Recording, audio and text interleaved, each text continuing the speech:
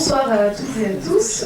On est vraiment ravis de vous accueillir pour ce second rendez-vous Cinémathèque Pathé en collaboration avec Revue et Corrigé, qui est une revue spécialisée dans l'actualité cinématographique, avec qui on a pu faire ce partenariat. Donc, on est ravis puisque l'idée de ce partenariat, c'est de présenter les films restaurés du catalogue Pathé, donc des films de patrimoine allant jusqu'aux années 60. La Fondation Jérôme Sédou-Pathé a pour mission de conserver toutes les archives non-films de la société Pathé depuis 1896. Et ici, dans cette salle de projection, on présente des films muets tout au long de l'année. Donc on présente un peu les collections de films muets accompagnés au piano. Mais on n'avait pas encore, donc depuis 2014, montré des films parlants de ce catalogue, puisque ce catalogue appartient à Pathé. Nous, la Fondation, on détient le catalogue des films muets, donc c'est pour cela qu'on les présente dans notre salle. Et donc l'idée, c'est de montrer cette actualité cinématographique, donc à travers aussi un rendez-vous mensuel avec Revue et Corrigé, donc qui aussi présente des différents numéros de manière trimestrielle. Et donc depuis une semaine, il y a la parution du dernier numéro qui est sur l'année 1969, les films de l'année 1969. Voilà, donc la revue est ici et vous pourrez la consulter après à la fin de la séance, et elle sera en vente aussi ici à la Fondation en permanence. Et puis donc là on présente notre second rendez-vous avec la projection du film Paris au mois d'août de Pierre Granier de Fer, et donc on est ravis d'accueillir la fille du réalisateur, Célia Granier de Fer, qui va vous dire un mot aussi. Et puis donc je remercie Marc Moquin et Eugénie Filot et Alexis Yomet, donc de Revue et Corrigé, pour leur aide précieuse et cette collaboration sur la programmation de ce rendez-vous. Et je vous donne rendez-vous aussi le 9 juillet pour terminer notre saison avant la fermeture d'été avec la programmation du film La Fête à Henriette, un clin d'œil au 14 juillet donc de Julien Duvivier. Donc c'est un très beau film que je vous invite à découvrir. Merci et bonne séance. Merci. Avant tout, donc, merci à tous d'être là parce que c'est une salle assez nombreuse. Forcément, alors c'est un petit peu, à chaque fois c'était pas évident de trouver quel film programmer parce qu'il y a donc beaucoup de films qui ont été restaurés par Pathé. Et il y a ce film-là qui a retenu évidemment notre attention pour plusieurs raisons. De une, parce qu'il vient très récemment de sortir en vidéo, en DVD Blu-ray chez Pathé. Donc si jamais vous voulez le revoir ou si vous voulez le conseiller, vous pouvez le trouver en DVD Blu-ray chez Pathé, mais aussi parce que c'est un film qui se prête particulièrement bien à l'été qui arrive, et d'autant plus avec le beau temps qui fait dehors. C'est-à-dire que vous avez là, c'est le 4e long métrage que fait Granier de Fer à ce moment-là, et vous avez là vraiment un film qui est totalement hybride, totalement empreint de... qui selon moi a fait le succès et les grands films de Pierre Granier de Fer, et qui aussi l'a rendu peut-être un petit peu inclassable. C'est que c'est un film qui est d'un côté, à son côté carte postale, prend la température, cartographie un Paris des années 60, un Paris qui est en plein changement, et c'est ça qui rend le film hyper intéressant, presque documentaire, parce que vous allez voir, il y a d'un côté le Paris des années 50-60 qui est toujours là, qui presque résiste, de l'autre côté le Paris des années 60-70 tout fait de béton, qui est en train de se construire, en train de se profiler, on est en train de raser des quartiers entiers pour reconstruire des nouveaux arrondissements, des nouveaux bâtiments en béton.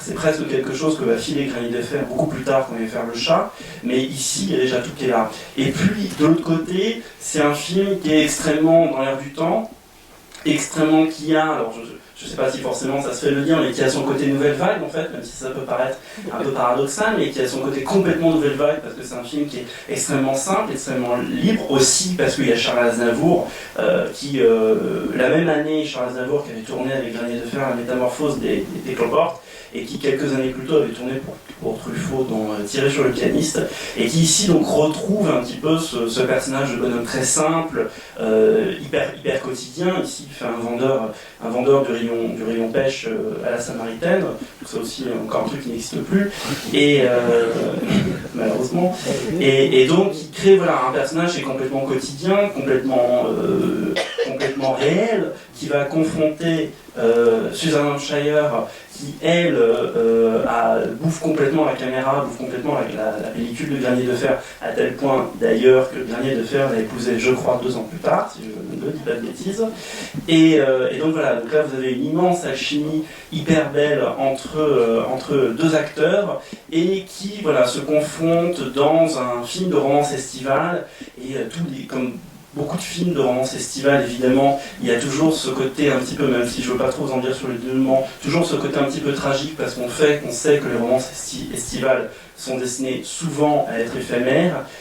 Il y a un point moi, sur lequel j'aimerais bien insister qui a fait que j'aime beaucoup le film et que le film me paraît encore tout à fait contemporain, c'est pour ceux qui ont vu les films Before de Richard Linklater, Before Sunset, Before Sunrise, Before Midnight, mais surtout les 2 premiers. Je ne serais pas étonné que Richard Linklater, qui est un immense amateur de cinéma français, ait eu un moment devant les yeux, Paris au mois d'août, quand il a écrit C'est Before, pour ce côté prise de pouls d'une ville, pour ce côté romance éphémère impossible, pour ce côté alchimie parfaite entre 2 acteurs qui arrivent quand même à jouer des personnages parfaitement banals, mais du coup parfaitement géniaux.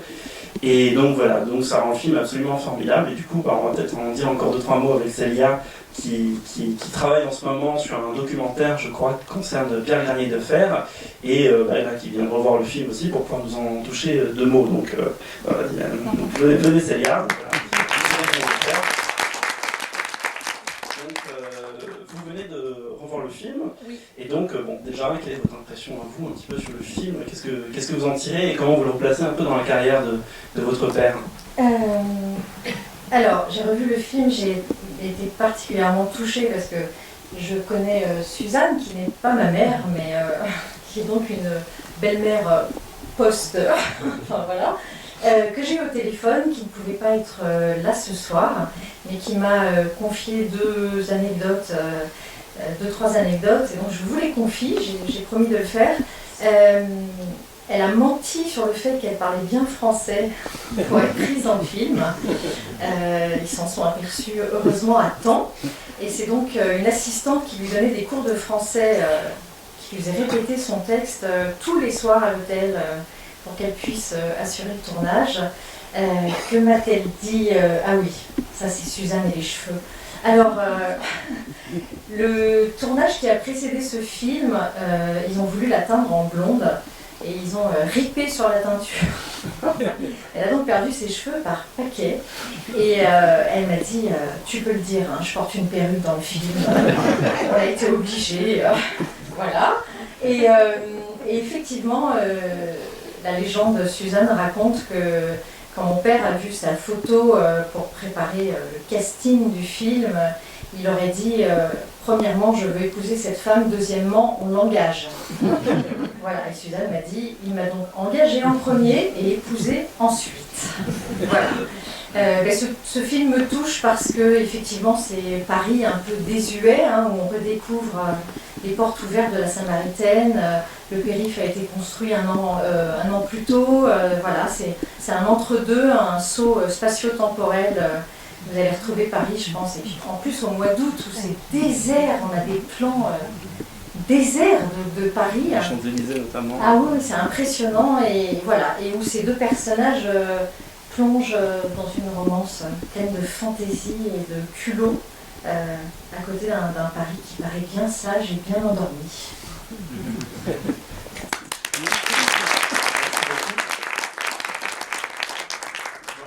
J'en profite pour faire un dernier moment d'autopromo du magazine.